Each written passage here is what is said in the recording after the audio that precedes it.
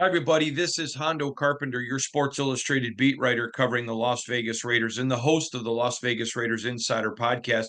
Joined this week by my good friend Matt Haladik, who's the editor and publisher of thespun.com. The Spun is the absolute best aggregating place for sports. It's kind of where pop culture and sports meet. It's in my favorites. He'll tell you we've been friends for a long, long time, and I read it every single day just to keep up. I like it because I learn stuff about my friends. I'll always take something and say, "Hey, just saw this on the Spun about you," and I'll text it to them. And it's a great site. Matt, thanks for being with us again today, my friend. It's always a pleasure. I'm always having a good time to get on with you and talk some football. Now, I want Raider fans to understand because we're growing so fast. Why we bring Matt on and John Shop every week. These two guys cover the NFL, but they do it macroly, meaning they're looking at the entire league. I'm really zeroed in on the Raiders. And so it's nice to get different perspectives on the Raiders and NFL stories that impact the Raiders from people who maybe see it from a different vantage point. I don't think there's anything wrong. In fact, I wish more people in our country valued getting other people's opinions and thoughts because I think it makes us smarter. It can certainly more define what we believe for sure. And say no, I disagree with them. I agree with my opinion. Or if you're open minded, it can be, oh wow, I didn't think about that. So I want to dig in. We got a lot of Raider today, Matt, Mm-hmm. but I want to start with my story that dropped earlier. Um, the Raiders, uh, obviously, Mark Davis and Tom Brady are friends, and they would like to have Tom Brady purchase a minority percentage of the team. And that has not happened. No vote has been taken. So I begin to dig at the last owners' meetings, but really digging a lot um, even after that, talking to people around the league about why there is a sentiment against Tom Brady being in ownership with the Raiders. Now, I was told by multiple people they think the first issue was Tom Brady being and covering games. And I had a guy explain it to me like this.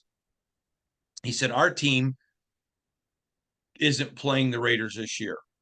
But imagine he's in our building, which the guys that do the Sunday broadcast are. They're in the building most of the week. They're getting private interviews. They're seeing game plans so they can provide the best product on the field. Imagine that he's in our facility. He's watching trick plays. He goes, we practice trick plays every practice, but sometimes it may be 2 years before we use it. And he goes, or we're working on formations that we want to use later in the year or whatever. He says, but all of a sudden now the Raiders play us in the playoffs. He goes, and he knows that stuff, and he has a vested interest financially in the Raiders. He goes, and this particular gentleman said to me, and I'm paraphrasing here, but I know Tom. I think he's a guy of integrity. I don't think he would run to Mark Davis and share that with him. He said, but there still is that chance that he could. And I get it.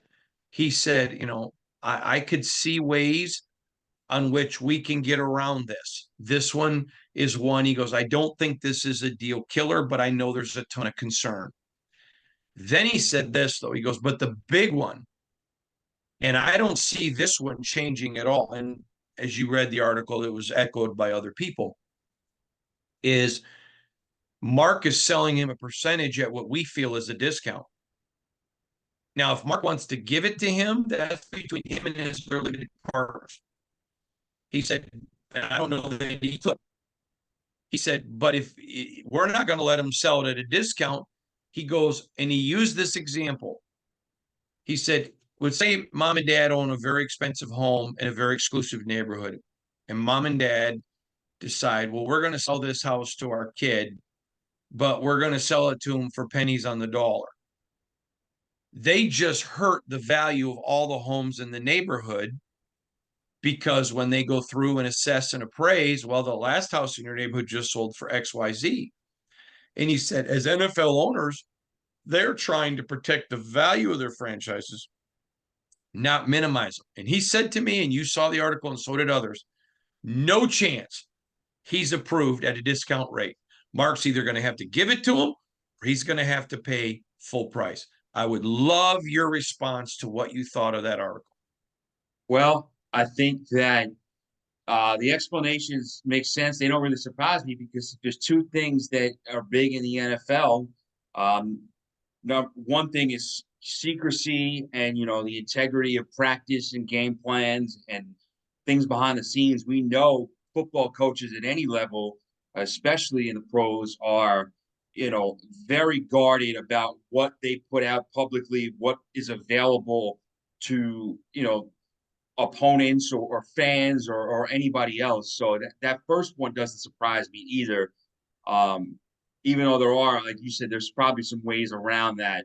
Uh, but it really doesn't surprise me the second part because the number one thing we all know in the NFL is it always comes down to the bottom line. It comes down to money. It comes down to cold hard cash and to what the bottom line is. And if Tom Brady is affecting the bottom line of franchises negatively, or there's concern that he's going to lower the value or kind of debase the value of these franchises, uh, that I there's no way really around that because that's something that he he's Tom Brady, but even he's not going to get special treatment there, or they're going to balk at it. It's going to be a major issue. So I don't think it's a surprise now when you think about the fact that the first reports of him buying stake in the Raiders were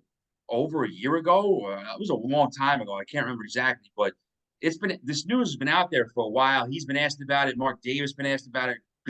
Roger Goodell's been asked about it, and there's still been no vote or no real resolution. So when you kind of provide that context as to why, it totally makes sense. Yeah, that was a fascinating article. All right, I want to switch to the NFL and proper talking about OTAs. Um, to me, I think it's phenomenal. Just in you and I've talked about it before, but I want to go from a different angle today. How the NFL has become a 365 247 league. You see the NFL network covering OTAs. Who's there? Who's not? All of it. To me, I just think again, the NFL, and now you're seeing sponsors of OTAs, has just become so mammoth, is the only person who can destroy the NFL. I would say so. I don't see another league overtaking it at this point because it's overtaking baseball as a national pastime. Um, the NBA has.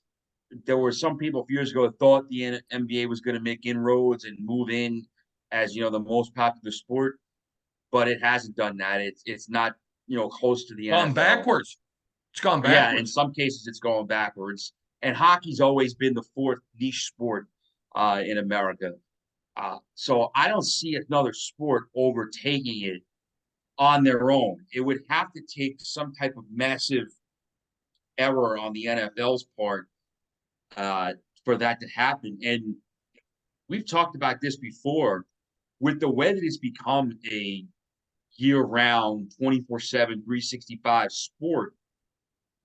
Sometimes the season in some ways is almost secondary. The off season is almost like the biggest time of the year, especially if you're one of, you know, there's 32 teams, let's say, 24 to 32, because every year there's only 8 teams, maybe six, probably even less than that really have a legitimate chance to say we're a Super Bowl contender. Now, of course, you could have a fun season, you could make the playoffs, there's other ways to enjoy as a fan. But for a lot of teams, the offseason is the most fun time of the year. So you have that. And I think also take into account that the NFL has gotten greedy with streaming. There's games all over the map on different services, things like that. People have complained and unhappy about that. People have complained about the product being a little watered down or not being as crisp as they want it to be, or the quarterback play not being where they want it to be. and it hasn't affected the bottom line at all. It's still the most popular league. People still tune in on Thursdays and Sundays and Mondays and whatever other day of the week they're playing to watch the game. It's an event. And I don't see that changing unless it was just the result of a huge miscalculation by the NFL or something they did to knock themselves off of that perch. I want to go to Antonio Pierce because we had an article that came yesterday, and I really want to get your perspective on it. You know, the Raiders are getting trashed nationally for their quarterbacks. When you look at Gardner Minshew compared to Trevor Lawrence over the last several games, and a large swath, I think it was 50 games, I don't remember now, their numbers, Gardner's numbers are better than Trevor. When you look at this stage of Aiden O'Connell's career, his numbers are better than Josh Allen. I'm not saying that Aiden is Josh Allen. I'm saying we don't know. Gardner's numbers are Gardner's numbers.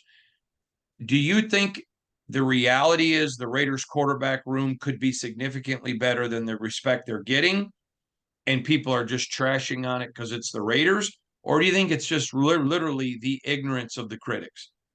I think that there's a definite possibility that the room could be better than expected. I think that, again, we've seen Gardner Minshew play when he's asked at a high level at times. So he could surpass what people are thinking of or expecting of him. And, we still don't know exactly what Aiden O'Connell is. So it's a chance that he could be, a pleasant surprise for many this year as well. So I do think there's a chance that it could surpass expectations. Now, again, this is a point that I've made, I've talked about a lot of times with you, is that regardless of what the outside perspective is, and regardless of whether the Raiders quarterbacks prove those people wrong, or they don't have a good year people were right all along on what the room was. I think that the way the Raiders approached the position this offseason made sense and was sensible from a process standpoint because there was no clear-cut way to upgrade at the position. There was no Aaron Rodgers available to trade for. There was no Tom Brady. Um, there was no big name guy could get that would be a definite upgrade. Others reported they tried to move up or they wanted to move up and draft someone, didn't come to fruition. At that point, you're better off not forcing something on a guy you don't have any belief or conviction in. And now, with that being the case, you've given yourself some insurance with a veteran guy who's played a lot of football in the NFL in Gardner Minshew, and you have a young guy who showed a little bit of promise last year in Aiden O'Connell. Is that group, those two guys, good enough to make you a Super Bowl contender and a deep playoff run? I don't think so. I don't think the Raiders are ready to do that yet as a team. So I think where they are in their build, it's okay for that to be the quarterbacks they have this year. Again, there's pressure on every regime. There's pressure on Antonio Pierce and Tom Telesco to win right away because there's pressure on any head coach and GM that come in and get hired anywhere to win right away. But they're not taking over a ready-made Super Bowl contender where fans are expecting them to have a huge year.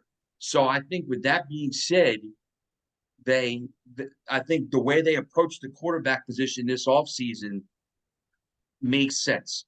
Now, if neither of those guys have a good 2024 or, we know what Gardner is, he's, a high-end backup spot starter, and it looks like Aiden isn't ready to be a starter in the NFL, then the pressure's on a little bit to get that position solidified in 2025, whether it's through the draft, trade, free agency, however. But for now, I think where the Raiders have it, it's okay. Yeah, I agree with you. And it's funny, I wrote earlier this week, people know of my relationship with Kirk Cousins. I like him. You know that. I've known him a long time, know his family, great guy. I don't think he was the answer for the Raiders. They needed to stay the course that they stayed, and I think they did the right thing. All right, now I want to turn to Antonio Pierce. He hires Marvin Harrison and Joe Philbin to his staff. Tom Coughlin is a very, very close advisor. I don't think he's getting enough respect for what he's surrounding himself with. To me, again, I was told this years ago by a friend of mine who works in Washington, D.C. at a very high level. He said, you can always tell if an election's close. I said, really? And he goes, yeah. He goes, I'm going to use an example. Somebody goes, John McCain running against Barack Obama, and he knew he was a long shot to be Barack. So what does he do? He goes and gets a Sarah Palin. He goes and gets somebody who's, wildly popular to a segment of people. And we're not getting into politics here, so please don't send me any emails. He goes, but if you go look at other decisions, Barack Obama felt pretty confident he was going to win. So he goes and gets a guy that isn't going to bring him a lot of votes in Joe Biden, but is going to maybe be able to help him govern. He said, when you go pick somebody who you think is going to bring you a ton of votes, it's usually because you think you're behind. And when you go pick somebody that you think is going to help you govern, it's because you think I'm a pretty good shot I'm going to win this. When you look at what AP did,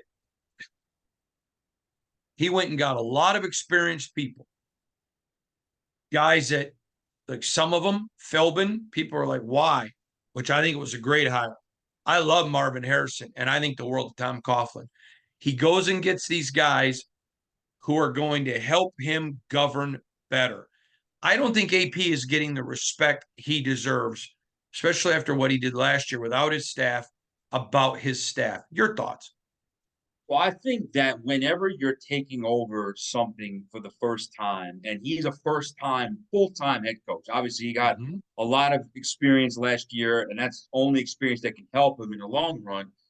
I think the type of staff hires that you make uh, are crucial. And I think that what he did was he went out with Joe Philbin, Marvin Lewis, Tom Coughlin. He goes out and gets three guys who are coached a lot of football in the NFL, have been, head coaches, have been in charge of their own programs. And the fact he's leaning on them for advice, I think, is a good sign because he's ultimately going to run his own ship and it's going to be what he decides. But to have those people around him to answer questions about the job or things that come up, because I've heard so many head coaches say there are things that come up when you're a head coach that you would have never thought would come up or you wouldn't have never would have been prepared for until it's on your desk.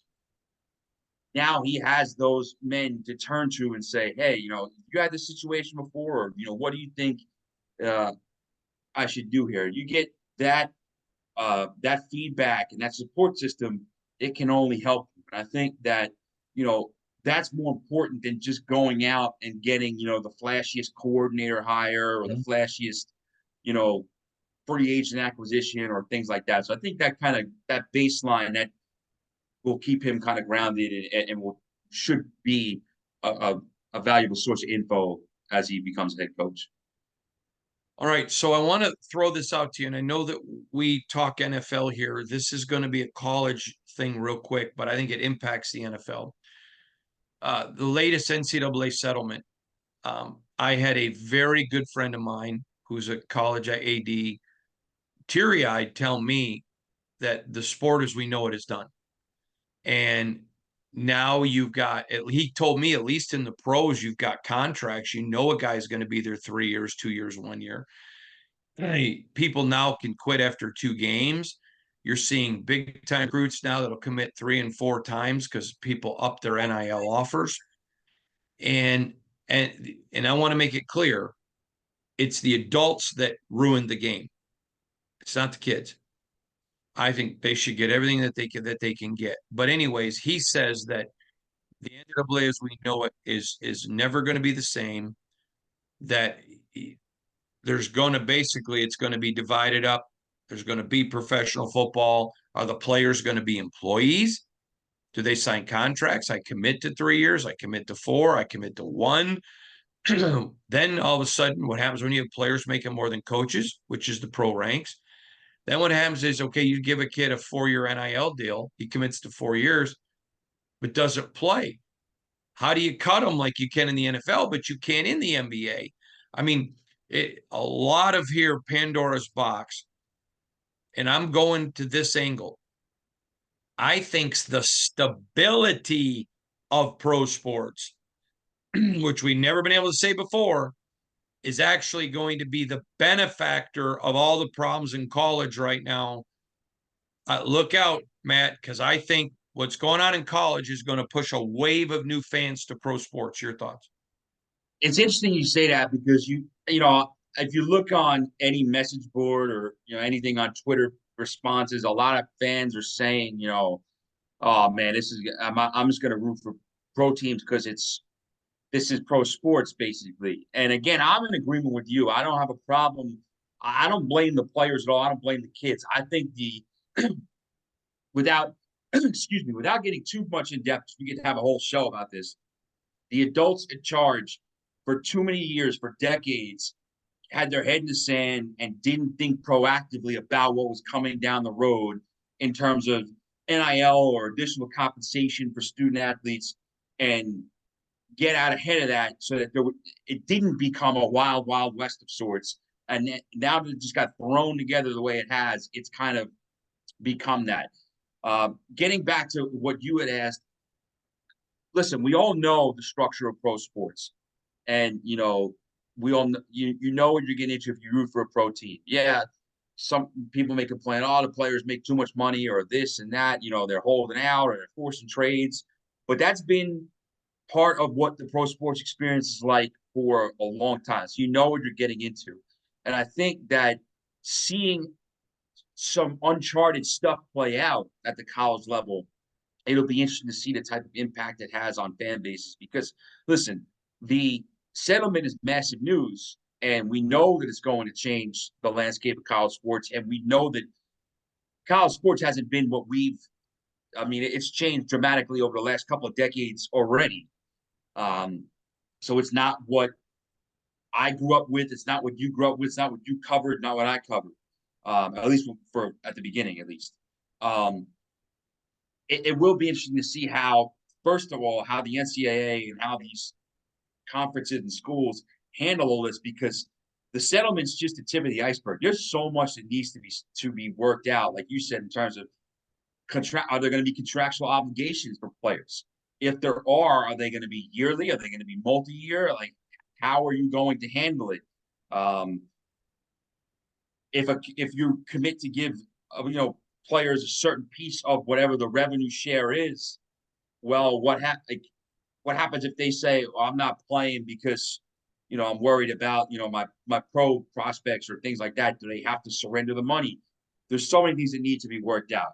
So I it's interesting. I think college sports will always, the fan bases will always be there, but I do wonder if you're going to lose some of it to the pros, or if it won't be as fervent as it always has been because of the way it's really structured. Now, follow me here for a minute. The AD said to me, used to be I was raising money for facilities. Abilities, yeah. Okay. He goes, and then people come into campus, they're paying for parking, all the merchandise, whatever. He said, now is my job going to be raising money for NIL? Mm-hmm. And the facilities don't matter. Then he said this, you ready for this, Matt? So what about tickets? How many people are going to want to buy tickets for a team that every year they have no idea how good they're going to be? Do they stay home and watch on TV? And he goes, watch what happens. NFL stadiums are shrinking. Does college stadiums begin to shrink? He goes, what about fantasy? Does Yeah. fantasy football come to college and overtake it where it becomes more important? I mean, he told me, he goes, I'm sitting here as an AD. Am I supposed to be raising NIL money, facility money? He goes, and then coaches. Do we pay them a percentage? Instead of having we're going to give you a 10-year, $100 million deal. Okay, we're going to give you a percentage of profitability. I mean, and then to get this one, he said, let's face it, football finances the entire rest of my athletic program. So if football starts to lose revenue and I got to cut women's sports, it's fascinating. It is. He There's goes, so many because different, like you said, Pandora's box is the perfect way to put it. It's been open. There's no getting the toothpaste back in the tube, and now it's just a matter of how it all works out. yep. All right, Matt, tell everybody your social media handle. Sure, you can find me on X, Twitter, whoever you call it these days, at Matt Haladik 919, at MATTHLADIK 919. I always am willing to get on there, and I'll chat about pretty much anything sports related. You'll find me talking these days. All right. Remember, you can find me on IG when you go to @HondoSR, on X, formerly known as Twitter. When you go to @HondoCarpenter, don't forget to read all of our content, 10 or more pieces every single day at si.com/NFL/Raiders.